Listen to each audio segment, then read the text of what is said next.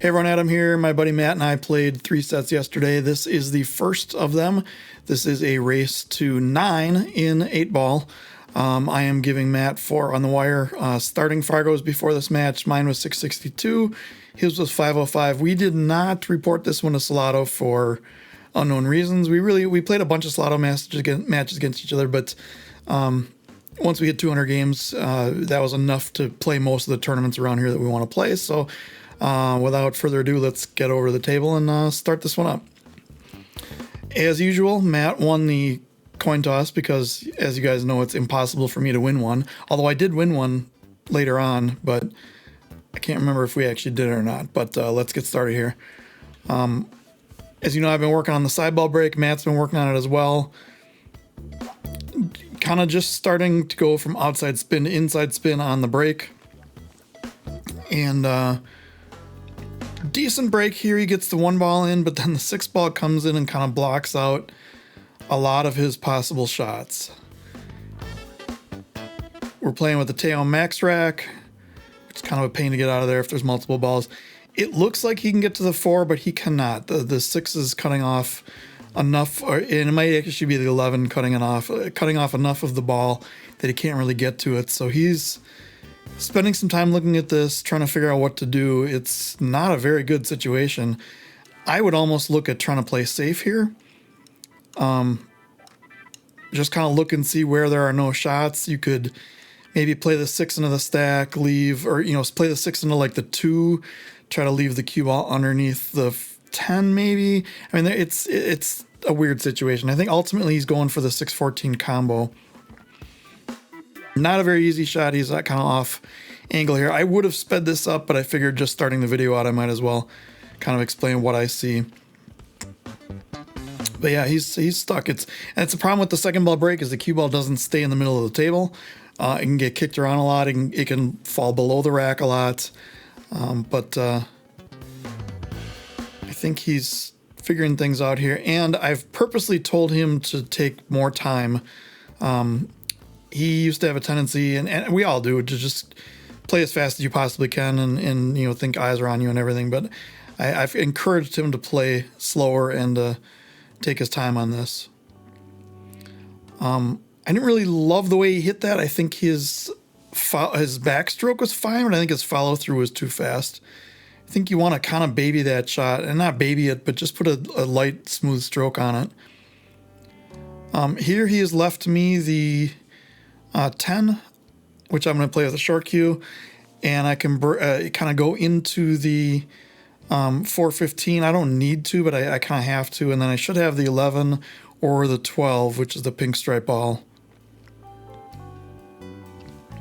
And that worked out pretty well. I cleared out the 15. The 9 ball is really the only problem here. My plan is to play the 11 up, the 11 up to the upper right. Give me an angle on the 12 on the left side to break the 9 ball out.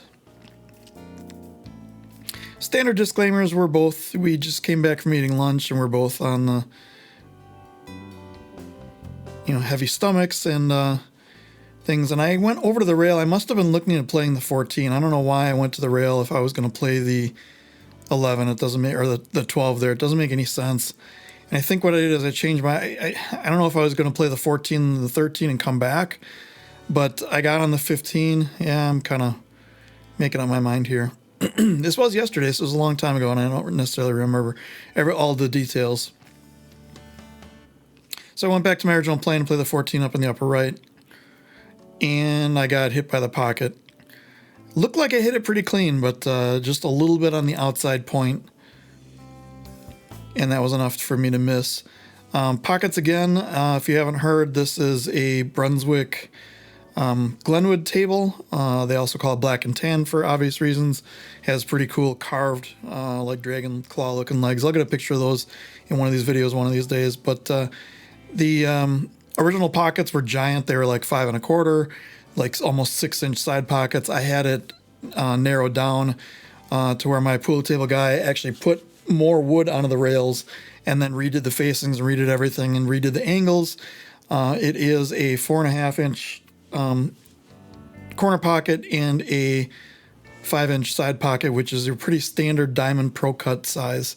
It also has diamond rubber on the cushions, so this is as close to you're going to get to a Diamond 7-foot table without it being a 7-foot table, because it's an 8-foot table. So I kind of have the best of both worlds. I play on 8s and 9s most of the time at the pool halls. All the league stuff and state stuff and stuff like that is on 7-foot. So this gives me kind of, like I said, the best of both worlds there.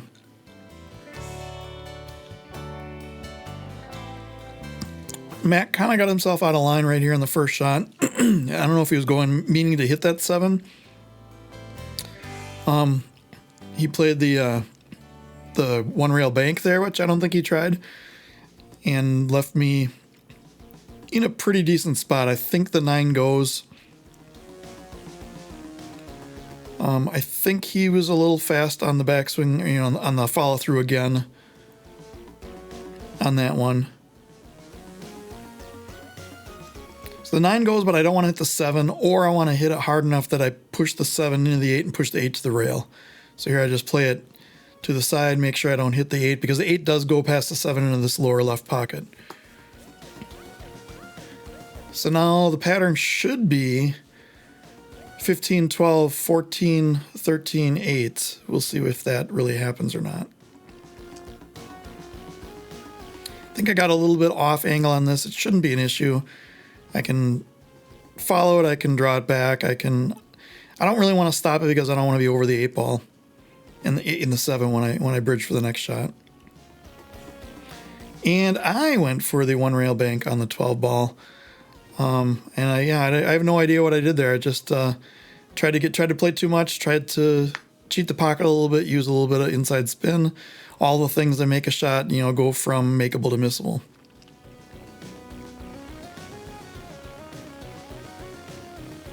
So yeah, standard disclaimers. We just had a big lunch. I made a giant pork shoulder on the smoker.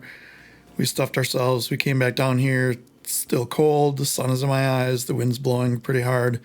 Guy walked past the table. Your standard. They didn't play the right song on the jukebox, and we're a little bit rough starting out. Good shot for Matt here. Nice and smooth, nice and controlled. Took the 2 rail, or the 1 rail leave back out to play for the 4. This is the Aramith black set, so the 4 is pink, and the 12 is pink, and the 5 and 13 are purple.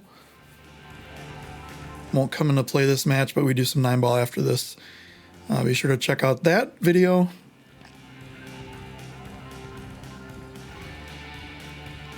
Played a decent shot there. I'm assuming he played that because the 7 goes past the 3. It's weird looking on this angle because, like I said, the 8 goes past the 7 and it almost looks like it doesn't. So I assume that he played this because the 7 goes past the 3.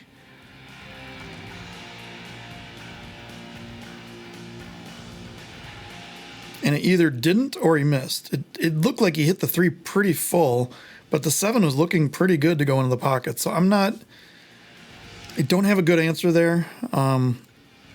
If it was an issue, I would have gone for the 3 first, obviously. Or if it was that tight, I probably should have gone for the 3 first and then go for the 7 maybe in the side or break it out. Here, I just have to make sure that I get a shot on the 12. 14 is kind of on the right side of the pocket. The 12 is kind of low. So I want to hit this in and cut it, and the 12 is going to come back down the right rail. So I just follow it. Get a little back cut here, but it should be easy enough to handle. Just wrap around the corner 2 rails and try to get straight in on the 8 ball.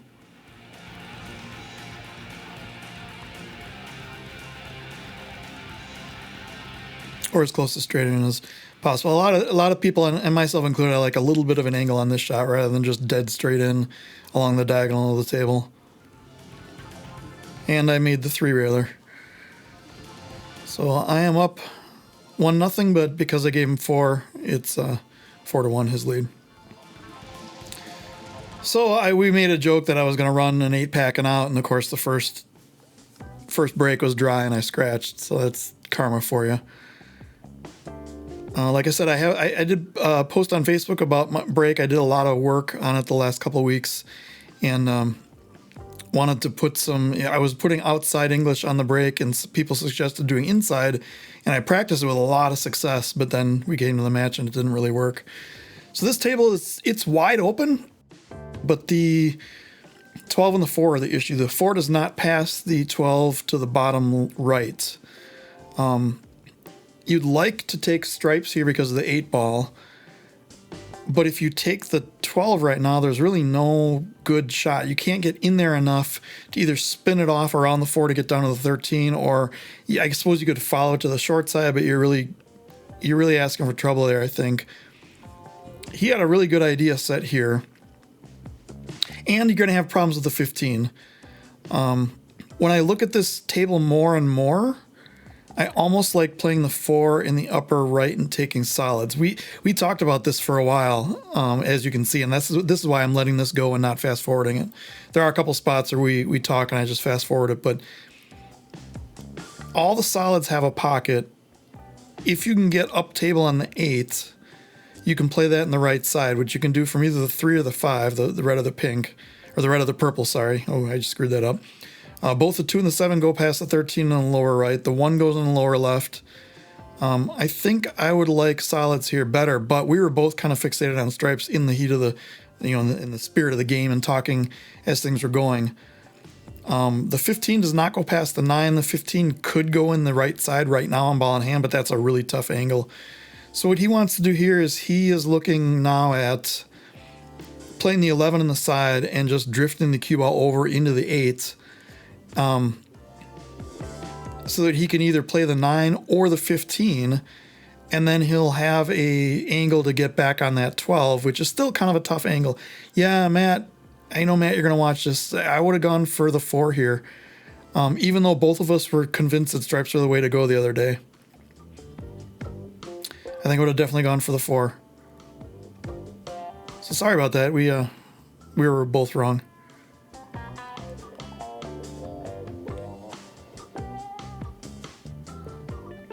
So at some point here, I said, just no matter what you do, don't miss the 11, because that's the most important thing here.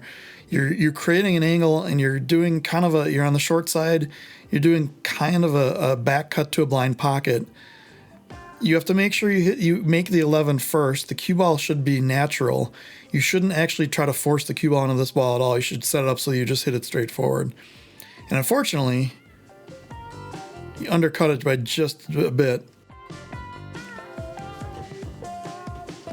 And then left this table for me. And what's weird is he didn't really leave me a shot. Like I said, the 4 does not go, now the 4 doesn't have a pocket at all, because it does not go past the 12.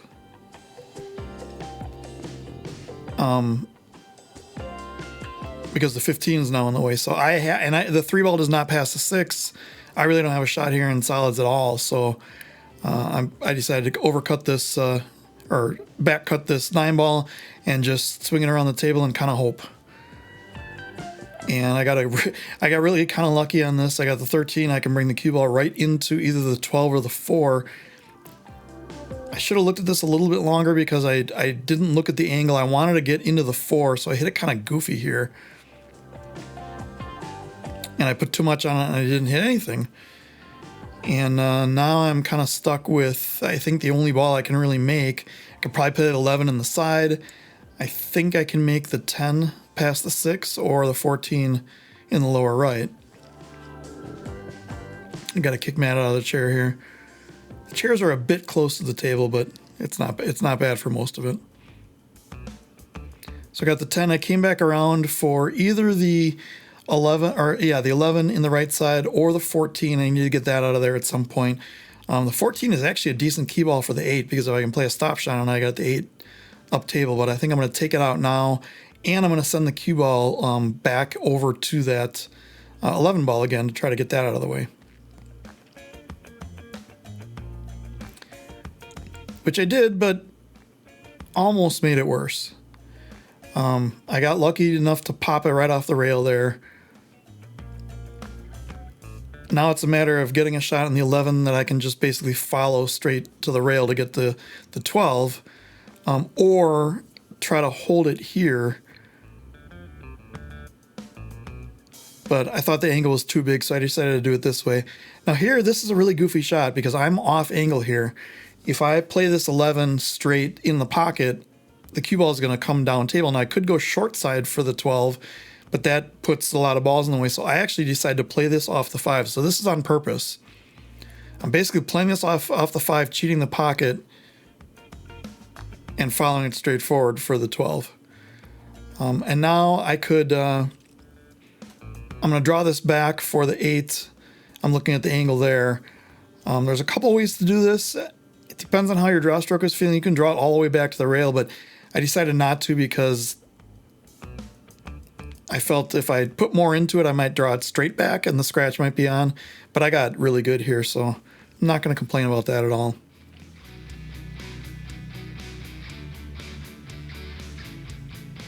All right, so there we go. I'm another one on the board.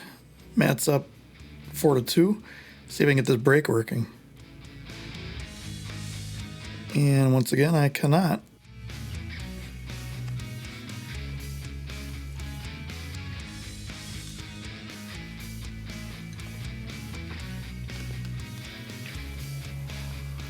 So this is kind of an interesting table. The 11-2-8 is the obvious problem. You can get to it pretty easily if you play. If he was an inch more off the rail, off the side, off this left rail to inside, into the table, he could play the 15 and just stun right into those right now, and have a number of balls as insurance. But because he isn't, I think he makes the right choice here, and he's going to play the 9 first, and then the cue ball will be out in the middle of the table, and he can play the 15 into those.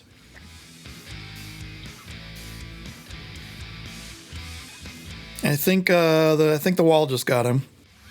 You can tell the look of resignation on his face that he has to go get the shorty cue, and the walls are a little short for this table. I'm not a big fan of 7-foot tables, which is why I got the 8-foot, and I figured it'll actually help getting position.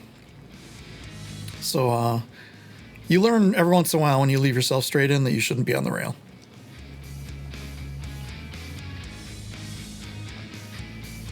Now, unfortunately, he tagged the 15 here, and he went way too far forward. I would have done that more of a rolling,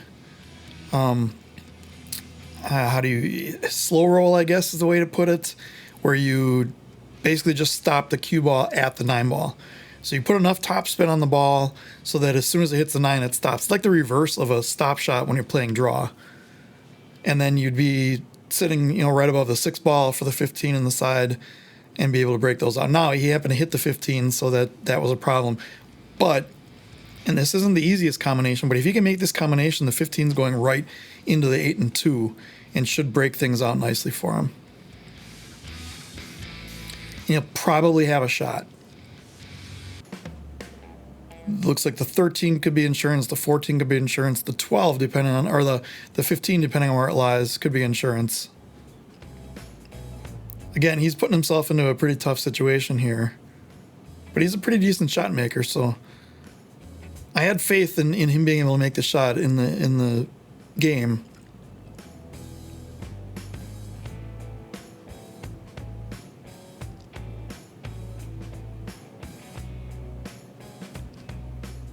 Yeah, and he got really good on that. The 11 is kind of not open, but the 15 is in an angle where it can open up the 11. I don't think he can take it right now. I think he has to take the 14. Unless the 10 goes on the side.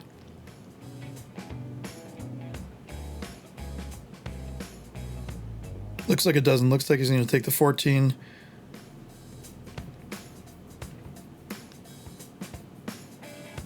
And I got him thinking about, you make sure you got your position window for your next shot. Make sure you have insurance balls set up in case you miss your position window.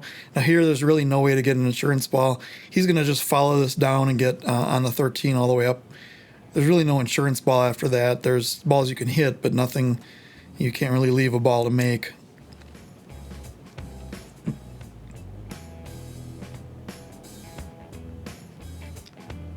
He got pretty good on this. I would have liked to be another couple inches over, so you're on the other side of the pocket lines. Your cue ball travels towards, more towards the 8 ball after this shot, as opposed to now he has to come up and try to find something to do.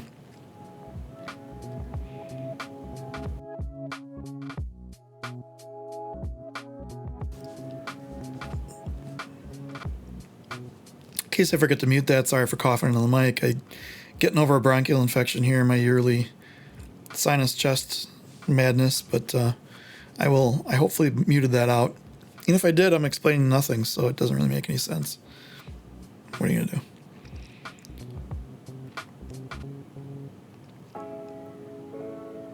So here in that little thing, Matt, rewind that and look at the last like 5 seconds. I'd like to see you have your aim more set up before you get down on the table. There's a lot of adjusting going on down there. And I think getting your chin lock, getting your eyes lined up on the shot, then stepping into it, you should only have to do very, very minute adjustments after that. I think he was trying to go up for the 10 ball, but I'm not sure. He's faced now with another combination. This one is way off angle. And it looks like there's barely enough room for the cue ball to get between the 7 and the 15 to then hit the 12. Now, if he makes it, he could come out okay.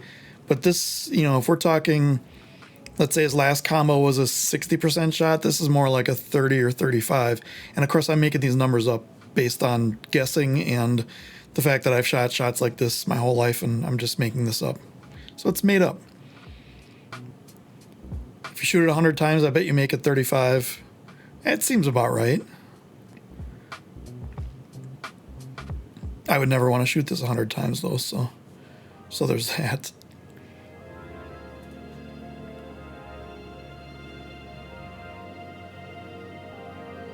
Yeah, and he got pretty off on that one. Matt, I'm noticing when you are more unsure of a shot is when you're likely to be more pokey at it.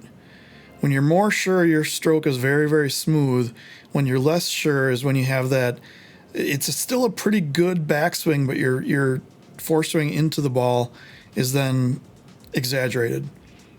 And we call it pokey, stabby, whatever word you want to use. Here, everything's wide open. The 8 only really goes in the lower rights or either side, or, I guess, okay, it only doesn't go in the lower left. I want to take this 1 out of the way because that only goes in the left side unless I get really good on it, and then it goes into the corner. But I wanted to just make sure I was basically telling myself, get near the spot, and then I can play this. I'm going to come off one rail here, either straight top or just a hint of right. I got burned by that shot before, so I think I played that just straight top. And now the real pattern is the 5, 4, 6, 7, but I got so good on this 6 ball, and just by playing a stop shot, that I decided to take the 6 out first. Nothing wrong with that. Nothing wrong with reassessing and reevaluating your patterns as you go through. In 8 ball, a lot of the times you're playing for more than one shot. Obviously, if there's a 9 ball, I'd be playing the 4 now. Well, after the 5. But now what I can do is basically just stop this or bring it back just enough that I don't have to bridge over the 8 ball. And then I can play the 4 2 rails back for the 8 in the same pocket the 7 just went in. And you'll see a lot of times I'll just kind of tap or put my cue on the table. I'm not putting a mark or anything like that. I'm just visualizing a spot on the table that I can go at for where I want to leave the cue ball or what line I want to leave the cue ball on. This one I thought was pretty good. I wanted a little bit off the rail more, but I'll take this. My opponent leaves me this. I'll take it every day. Basically straight in, which is interesting because I put a lot of spin on it. And the comeback is almost complete. And I've decided to move to the other side of the table for the break because I did 2 and they didn't work. And, I did 3 and they didn't work. The 8 ball is flying pretty good. Hey, Matt, when you rack at my house, watch the rack positioning because it's a little shifted to the left. And that's absolutely 100% why it didn't go in. Just get that 4 ball wherever you want it, buddy. We are definitely not running a professional outfit here. I do not have the little tool that the pro referees have where you can put the ball down and make sure it's in the exact same spot. We pick the ball up, move the rack, put it down, call it a day. Let's see. Looking at this table, I like solids a lot, but the opening shot is a kind of goofy. Actually, both of them are really good. opening shot is goofy here for solids. You got the 3-1 combo, maybe you got the 5-4 combo, you got a tough cut on the 2. So I think it makes sense to take stripes here. What I would do is just follow this a little bit up and play the 11 in the lower left corner.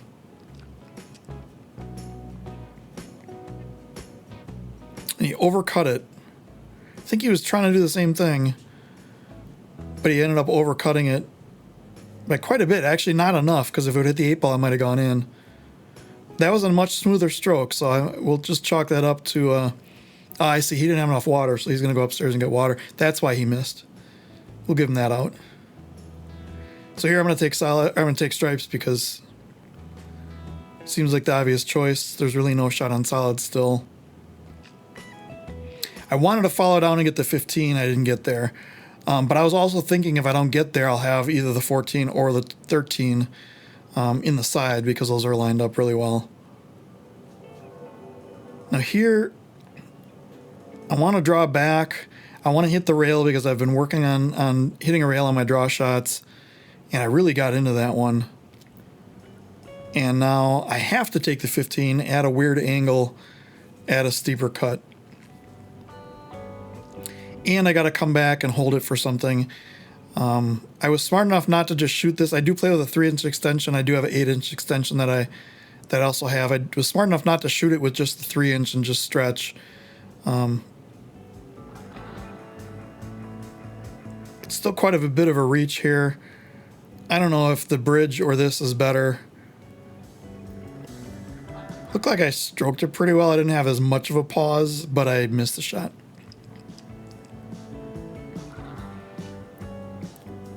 And right in time, Matt walks in, wondering why I haven't run out yet, and kind of explaining. But if you look at solids here, he's in trouble. There's no shot on the 2. There's no combo anymore on the 5-4. The 5, I don't think back cuts because I think the 13's in the way. The 6-3-1 looks like it's great. The 7 doesn't go. There's really nothing here, and I think he sees that he could cut the 1 in or play a carom off the 3. You'll see what's about to happen. I pretty much gave it away already, but he said he thought the 1 went, so we'll see what happens here. The furrowed brow, you could tell he's not happy with how I left him. I'd love to say I did it on purpose, but that is not the case. But the good thing is he's taking his time, he's evaluating the table, he's making sure there's nothing that he's missing, and then at this point he punts. I don't know if there's a safety on here either. With the 15 hanging in the corner, you'd have to do some pretty crazy manipulating to try to make the 15 and then leave no shot, but he's going for the 1 here on the side. I think he tags the 3 and the 1 at the same time. So that's why I said I don't know if he was trying to carry him on the 1 or just cutting it in. I think he was just trying to cut it in. Maybe a masse, half masse, just slight swerve shot would have been better. To just make it, because the solids are pretty wide open. I got lucky enough to get this 13 ball, get a pretty good line, like straight in on it for a stop shot. So I didn't have to try to reach over all those balls to get to the 15-9. And I didn't have to worry about dodging all those straight. The solids kind of are surrounding the 13. I have to worry about getting around those. So I just play this straight up. I'm on kind of a weird angle on the 9, but I can just draw back.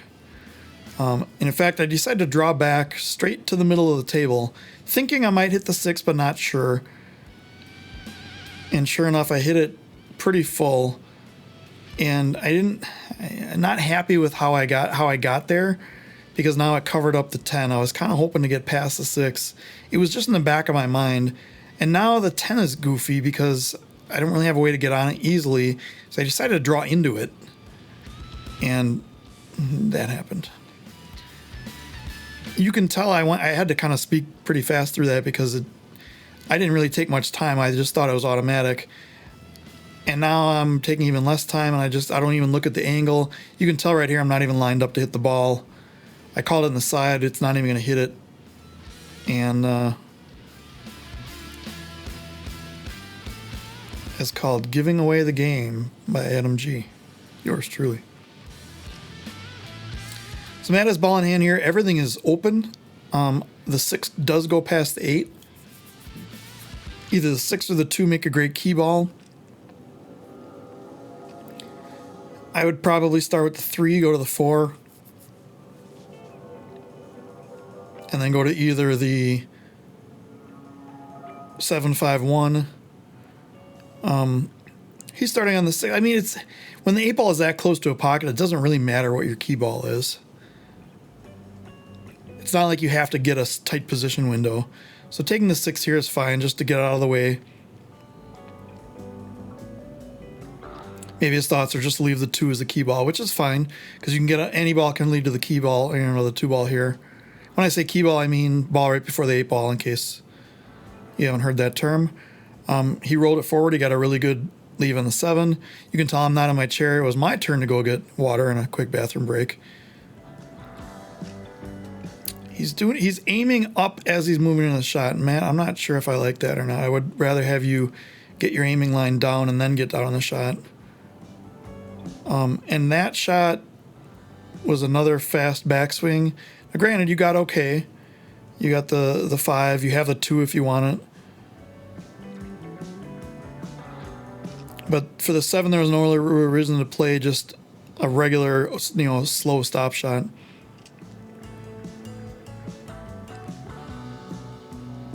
And here he missed. There was a little turn of the wrist right at the last second. I don't know if he was off. And I did speed up the video here while watching him on his phone. And I think I even cut out some spots here, maybe. Oh, no, here. I come in. I mean, he got a good leave on it. I would have probably played more of a stop shot on the 5 myself and just cinched the ball because there's so many other things to shoot at. He left me a tough, long, straight-in shot in the 10, but I don't have to worry about position, so all I got to do is focus on making this ball. Swish, and nothing like one stroke in the 8 ball for the win. And I have caught up now to the spot, so it is now equal. It is a race to 5.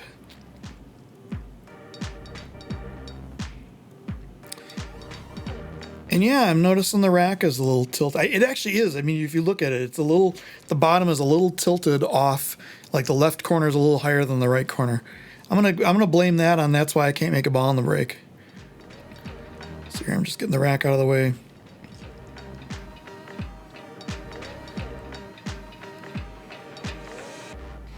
However, if you look at what I left him here, there's really no shot. And we talked about this one for a while too. I don't know if I sped this up or not. I can't remember. What I did is I bring all these from my GoPro into my computer. I edit it all into one big file, and then I bring that file into a program called OBS, and I do the narration from there. We talked about doing a safety. I think if basically if you're in a spot on the break where you don't have a shot and you can bring the cue ball back to that same spot, you technically should play. It should be safe for your opponent, but he has problems here because it's so close to the rail. I was gonna say if he can play like the 12 into the 7 and just stop the cue ball right there. The problem is he may not get a rail after that. My other suggestion was playing off the 13, which is the purple stripe on the right, and bringing it like 2 rails back down to the way it is, or where it is now. But looking at this angle from here, that looks way tougher than it did yesterday. From across the table and where I am in the chair, looks like that shot was much easier. He's throwing his hand up, and what's funny is it turns out he does have the 1, but it's a terrible shot, and you can sell out the entire game if you shoot it and you miss, because you're just going to leave the cue ball like wide. There's all those balls right in front of the side. There's the 3, the 5, the 9. I mean, there's come back for the 13. There's all the shots are going to open up if you shoot this and miss, because you can't make it in the side either. You have to play it in the corner, which also means you have to worry a little bit about the scratch, which you have to put a little bit of forceful top on it to make it go past that side pocket angle.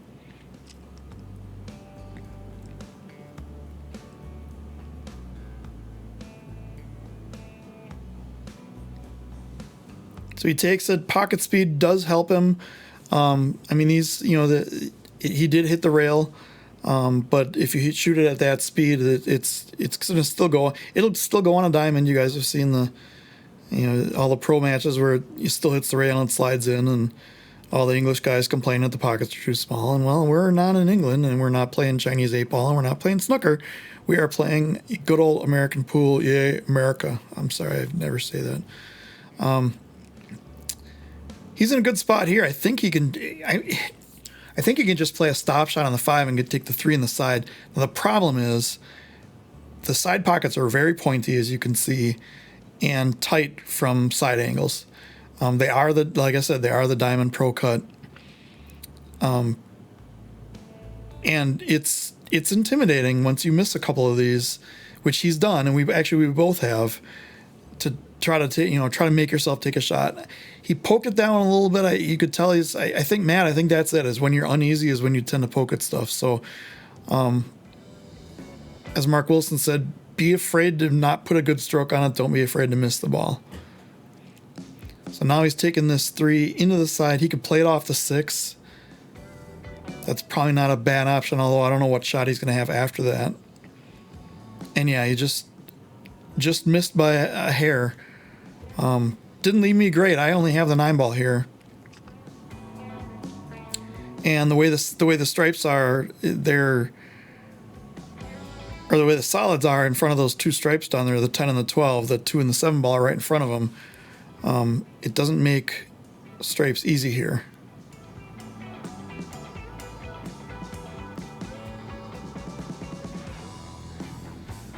So I got here. This is an interesting spot for me because I was leaving myself for the 14, but then I take a look at the 15 and say, well, I can, because the 11 does not go past the 6 on the right side, and I figure I can play the 15 here and break the 11 out and then have a shot on the 13 to break the 10 and the 12 out.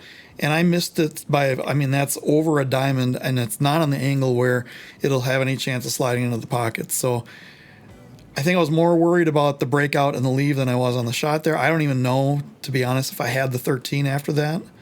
It doesn't really look like I did. I had the 11 and I can come around for the 14, but what I should have done there is just played the 14 like I was planning and reassess from there.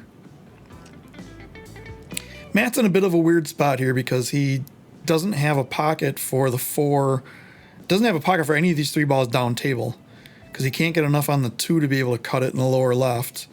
So he has to figure out something here of how to get on these balls. And I think what he wanted to do there is he wanted to put more topspin on it and come around for like the 3 in the same side. I'm not really sure because it came off kind of weird. It looked like it was all side spin and almost no top. Now he has to play the 3. The problem is the cue ball is going to come off the right rail at between the 3rd and 2nd diamond or so from what I'm seeing. And then it's going to head right down table. So he's going to have to hit it either soft enough that it dies so he can hit the 4-ball in the side, or hard enough so that it comes all the way around and maybe even back into like the 12-2 there on the bottom.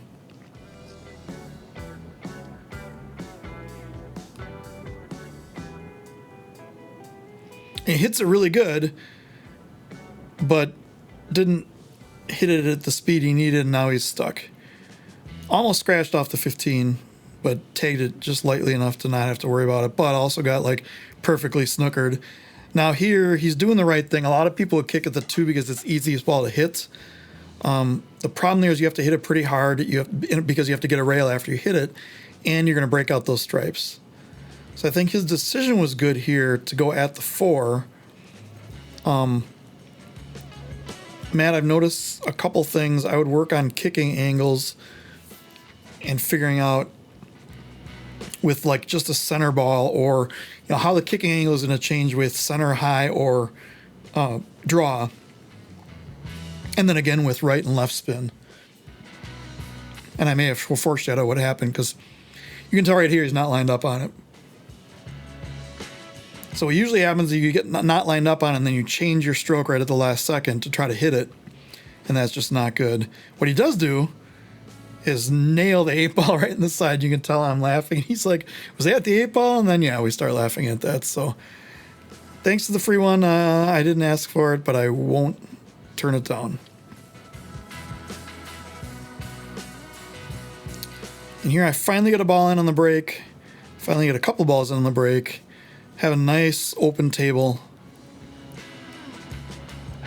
Now, the league that he and I are partners in, it's a handicap system based on points. So you get 2 points for making the 8-ball, and you get 1 point for every opponent's ball left on the table.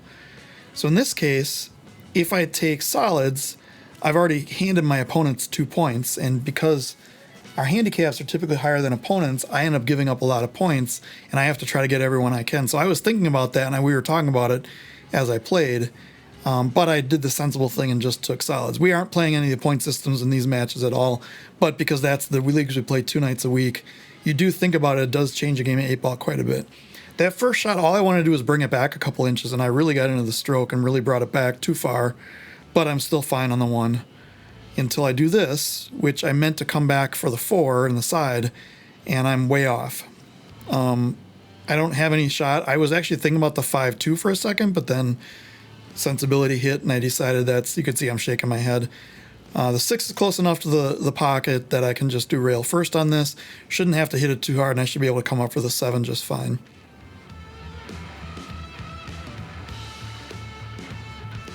Hit it a little thicker than I probably would have wanted, because now the cue ball is going away from everything.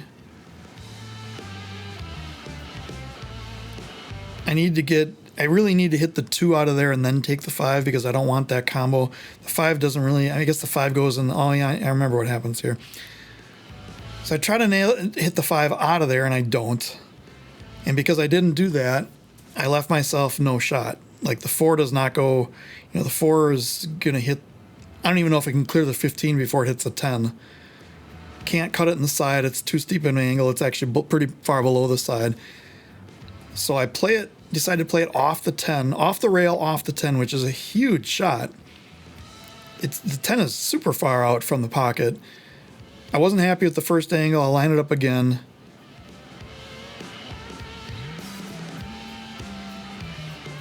And just drilled it. And I also had to worry about drawing the cue ball over, so I had a shot in the 2.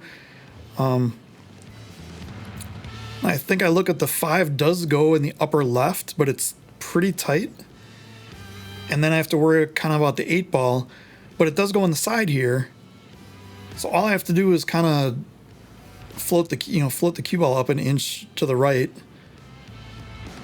If I can go off the rail, even better. I think I'm jacking up to go off the rail, or just a stop shot. And pretty much a stop shot on the 5 and the side leaves me dead in on the 8-ball. But remember what I said about the side pockets being pointy and them getting in our heads a couple times. If I had to say, this percentage shot is probably an 80 to 85 for me, except for yesterday, where it was a 0. And I'm dead straight on the 8 in the corner, which you shouldn't really care about that when you're missing a shot. Like, at least I have my leave. That's not good thinking. You should just be able to brush it off. Just, you miss the ball, chalk it up, go on. So Matt has 5 balls that all have pockets. Nothing is tied up. I think he's looking at what goes. I think what I want here is I want the 15, 14.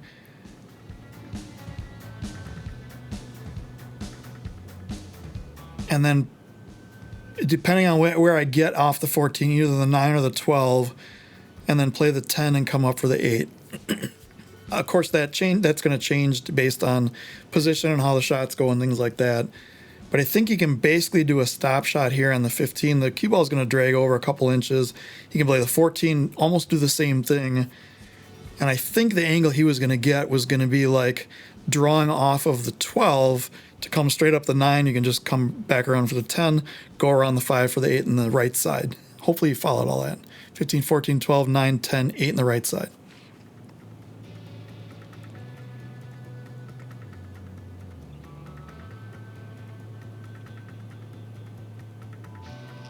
he got that pretty good. Little bit of wrist twist there, but that's fine. He basically did what I thought. I think the 14 is at a tougher angle than I originally thought it would be at. So maybe off the 15 you have to pop it off the rail to get the angle on the 14. He's pretty straight on the 10. He can go in. He can follow it. And he's worried about. He said out loud that he just wanted to make sure he didn't hit those balls, which is good thinking. If all your balls go, don't hit anything. Don't move them. If all the balls you need to get on go in a pocket, don't move them. I can't tell what spin he puts on. It looks like upper left when I. Yeah. Now, that said, he came out pretty good because the 12 there goes in the side. So now here, and he's on the right side of the pocket line. Now I say pocket line, if you draw a line between the ball and the center of the pocket where you want to hit it, you very rarely want to be right on the pocket line. You want to be on one side or the other, and because that states where your cue ball goes. So if he's on the right side of the pocket line, cue ball naturally is going to go to the left of the pocket line, or up table in this case, closer to me, closer to the top rail, the Brunswick logo, whatever you want to call it. And then he can play, if he plays the speed right, he can play the 14 on the side, bring it back a little bit for the 9, and then the 8 on the right side. Now there's a couple of ways to play this. On a slow table, you can just roll it like this. On a faster table, you may want to go into the cue ball more, play more straight top, maybe a little spin and go all the way up to the top rail and back. It's funny because as I say that, he got a little short here. Now this isn't a problem at all. This is a natural 3-rail angle. It's going to go towards like the diamond he was just at on the side pocket, which is, I don't know if it's the first or third. It's a diamond close to the side pocket is where this cue ball is going to end up. For me, I usually play a little bit of running English. In this case, it would be left and a little bit of top, and just let the cue ball do the work. And yeah, he's coming in pretty much right there. This is just a stop shot right here. I don't see if I need to get out of the way or not. I guess not.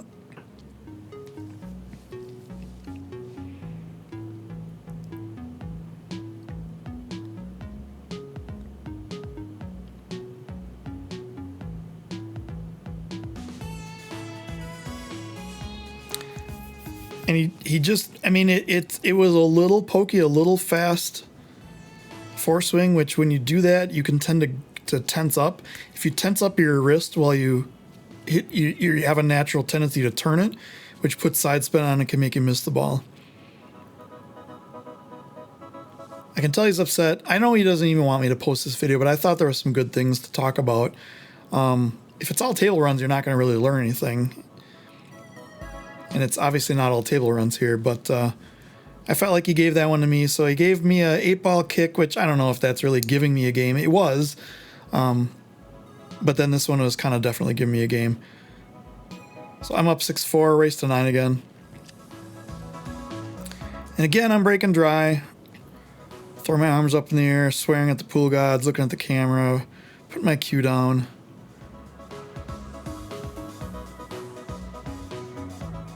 I did, a couple weeks ago, I did 75 different breaks. I did 25 head-on. I did 25 from the left rail where I just broke there, but I was using lower, if I break from the left, lower left, so lower outside English.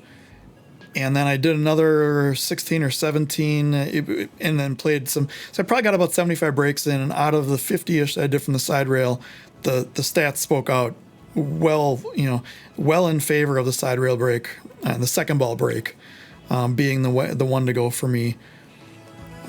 But like I said, I posted those results in a Facebook group, got some really good feedback, and somebody said, oh yeah, if you do lower inside instead of lower outside spin on the break, your cue ball will kind of then go back in. And the first, I don't know, maybe 10 I tried. In fact, one of the videos I just posted was a 3-pack break and run.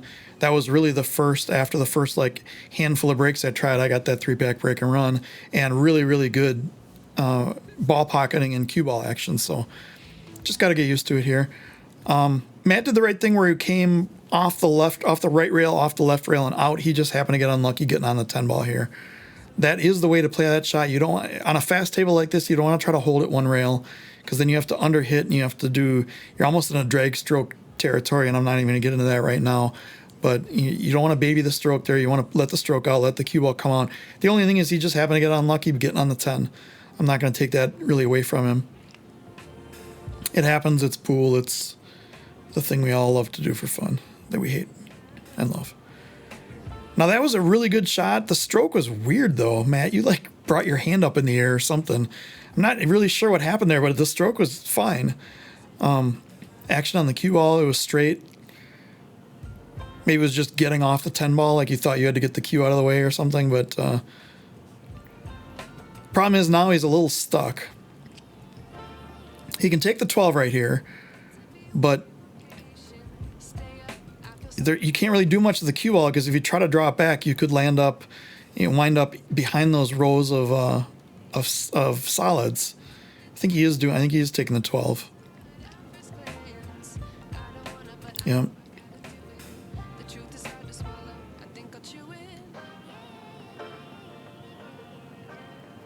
Oh, he had a different angle than I could see then, which is fine. My thought was drawing a straight back might get you behind like the 7-4, but he was on the other angle on it. I only have one camera. I only have one GoPro on the ceiling. I don't have multiple angles. I'm not a production company. I'm probably not going to add more cameras to the pool thing, because it creates more work. And I'm assuming he's looking at the 13 in the side here, the purple. The other shot is if you can make the 10, you got the 1 ball as a stopper, and everything is open right there.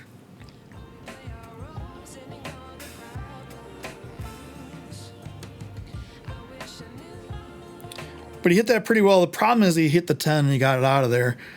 The angle that I saw seemed like the 10. I like those shots. I like those kind of draw in the far corner and use a ball as a stopper shot.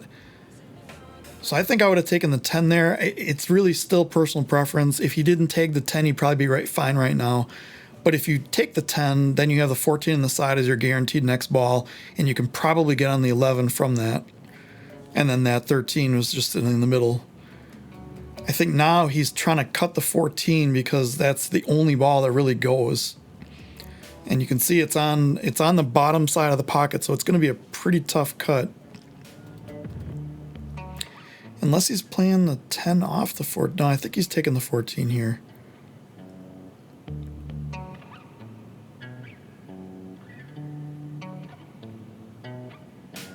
Yeah. Matt, again, you're gripping up, I think, and tightening up as you shoot that. If you shoot that with more of an outside English and a running stroke, just a very smooth stroke, running ball, I think you have a better chance of cutting that in. It wasn't easy. It was a pretty extreme cut as it was. Now, it's funny because I'm looking at the table here, and my plan is both the 6 and the 2 ball are going to go on the right side. So remember that as you watch this run out. Because my preliminary plan right now is that the 4 ball is an issue because it only really can go in the right side, and it's kind of a tough angle, so I have to get on it pretty good. 1 ball is the obvious opener here because I can just play a stop shot. And then the plan was to still play the 2 and the 6 on the right side.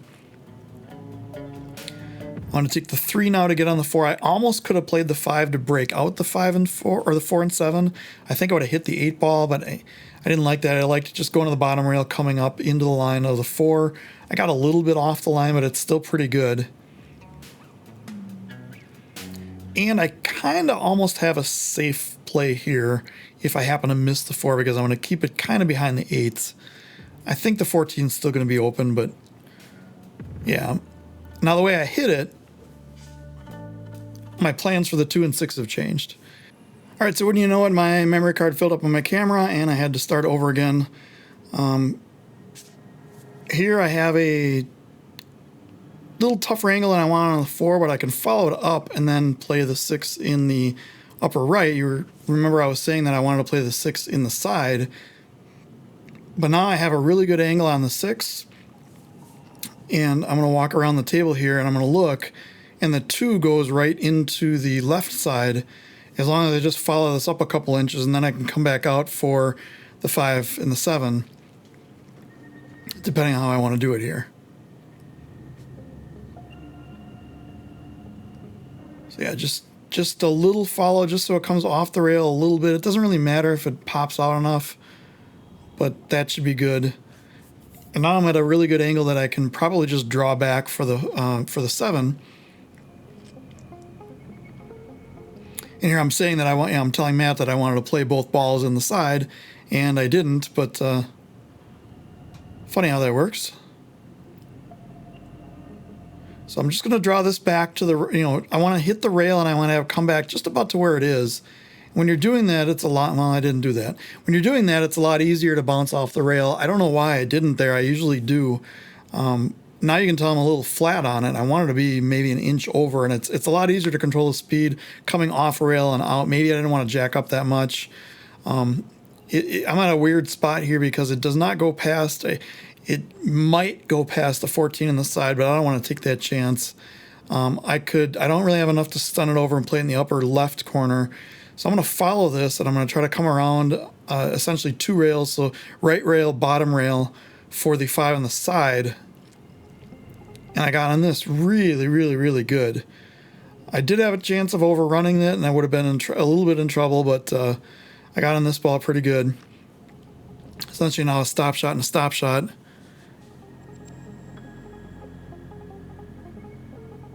And this time I did not one-stroke the 8-ball because it's going on the side, and I'll make sure it's good. And I am up 7-4.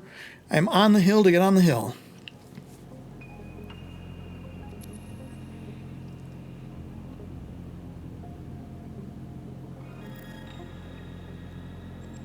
Another dry break. Is the 12 going in? Is the 12 in? No, 12's not going in. So one of the things I noticed with the second ball break is it's a lot easier when we're at the pool hall with the 40-year-old pool balls and the triangles that look like they should have been retired about the same time. When it's hard to get a tight rack, it's much easier to get a good break with that. And yeah, just put those balls wherever you want. That's fine. It's one of the problems with the Tailm rack is those 2 little wings in there. It's the same as like the AccuRack. The Master Rack doesn't have that. The Master Rack is just the triangle, and it's easier to get off the balls. But if 2 of them are kind of stuck in there, it's kind of hard to get it off. But so here he's looking at. I'll tell you what I'd be looking at. I don't know how tight the angle is, cutting the 5 over to the left and running into the 1. I don't think he's looking at that. I think he's looking at playing the 15 all the way up.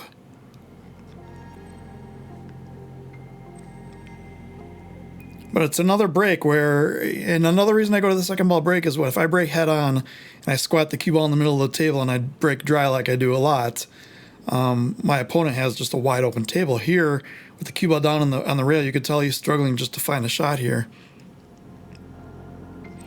See what he does. 15 all the way down is my guess. And he just... he hit that almost perfect pocket speed and it still didn't go. He's looking at about how close it is, and it's just... These pockets, man, I'll tell you, the AC's on. They're playing tough. And because of that, I really like solids here. The only issue right now is the 4-ball.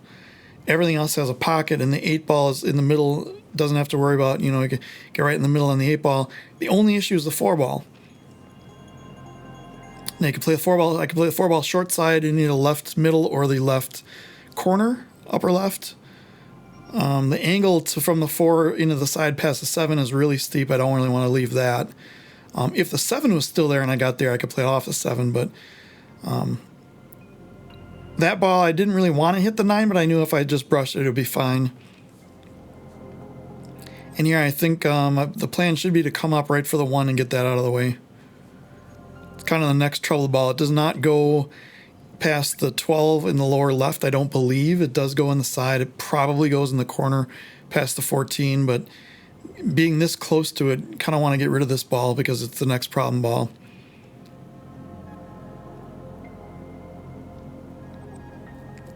I think I left myself pretty good on it. I can come up and next ball should be the 7 in the side, and then some fun tricks with the 4. Now here, a number of different things I can do. I can float to the short side, play the 4 in the upper left. The problem is that I may not get a great angle to get back on the 2 and 6. But I'm looking at it, and if I basically just follow this with top and just a tad of left, I think I can go right into the 4. And the angle that I'm going into the 4 is going to play it right towards the pocket. So that's what I decided to do. It's a little risky. You really don't want to go into a ball that you're shooting on next. But when it turns out like this, I think it's okay. Now I'm looking at the angle on the 2. I need to get past the 14. Or if I glance on the 14, it's fine. As long as I don't get on the underside of the 14 and leave the cue ball behind it. As long as I either glance off, hit the 14 straight up the table or straight down the table as the case may be, or just go right past it. And this is 2 rails inside left. And I didn't brush it. I actually just missed it. But if I would have brushed it, it would have been just fine there. This is kind of a funny shot. This goes clear. This has plenty of pocket. All I need to do is play it and stun forward a little bit. And instead I scare the crap out of myself by almost putting the 9 in front of the 6 ball. I missed that by a good bit. I mean, a 1/4 inch here and there in pool is a lot. And I missed it by a good 1/4 inch. So a couple ways I can get on this. I can do straight top. I can do straight top with a little bit of right. I can bring it out of the corner 2 rails. I like that shot a lot. It's more of a rotation shot, and that's what I do here. And I couldn't have put this in the table better with my ball in hand.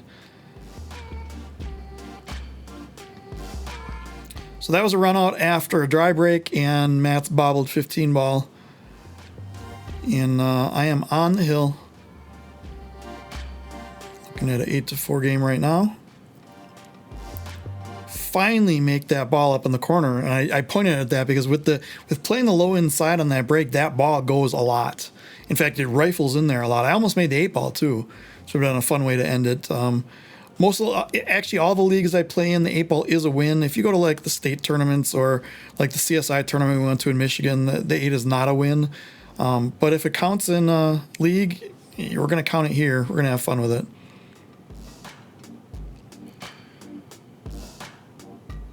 Here, I'm liking stripes because the 4 and the 15, the 4 kind of blocks the 15 kind of blocks the 4, but I can get on the 15.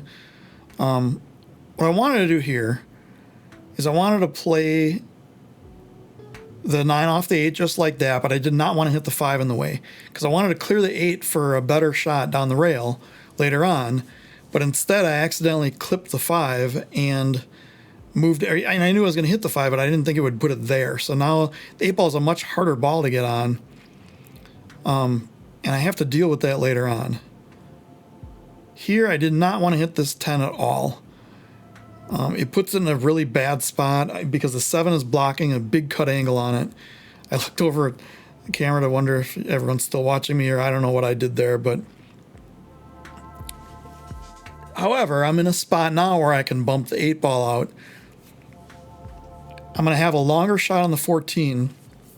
So the plan here is to play the 11 on the side, play with upper left, come 1 rail, bump the 8 so that it's clear and it goes in that upper right pocket past the 5. Which is exactly what I did. I got just enough on it, and because I didn't hit it too hard and it came in straight into it, I have a shot on the 14 now. Now here, I can do this a number of different ways. I decided to follow this and kind of follow through the 2 and come back up. And I didn't think I was going to hit the 15 that solid, but I hit it and I'm in a really good spot. The problem that I have now is the 10. I can't really do anything to knock into it or whatever. I can't get short side on it because I'm below the 15. The cue ball is going to head up table. I decided just to take my medicine here. I'm going to bring I can't really get it in there, or I could if I can get there, but there's no real good way to get there. I decided just to take my medicine here, leave the cue ball between the 2 and the 6, and take a tough cut on the 10. Knowing that if I cut it too thin, it won't go, if I cut it too thick, it won't go. I could hit the one ball. So here's on the angle I'm looking at. I'm going to kill this off the bottom rail with some inside English, and just take my medicine here, because I know the 8-ball shot is guaranteed, or almost guaranteed. And that's what I did. Played it right between the window of the 2 and the 6. Now all I have to do is hit the 10 first. And I did go back and forth, frame by frame, and make sure that I did hit the 10 first here.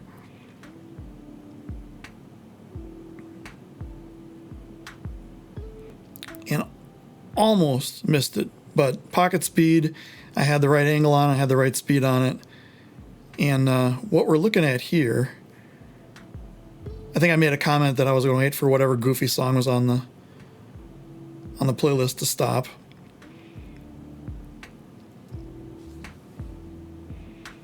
What we have here is a break and run for the win. So this was not Matt's best set, but as he said later, he's like, it was tough for me because I just went up to the table and I shot 1 or 2 shots, and then I sat for a game or two. Then I went up and shot first a couple shots and sat for a game or two. And that's a real problem in pool, and a real problem in league play and tournament play that happens. You can go, one of my leagues, we play about a game every hour, and you have to figure out what to do. There's no warm-ups in between. It's a one room, one pool table bar, and you just get up there and you have to play and you have to figure it out. So I think this is good practice for us. This is a good thing for both of us to be doing. I mean, me obviously, but for Matt to be, get better, be able to get better in rhythm doing this. Take a look for the next video. I believe it's going to be 9-ball. We'll talk to you soon.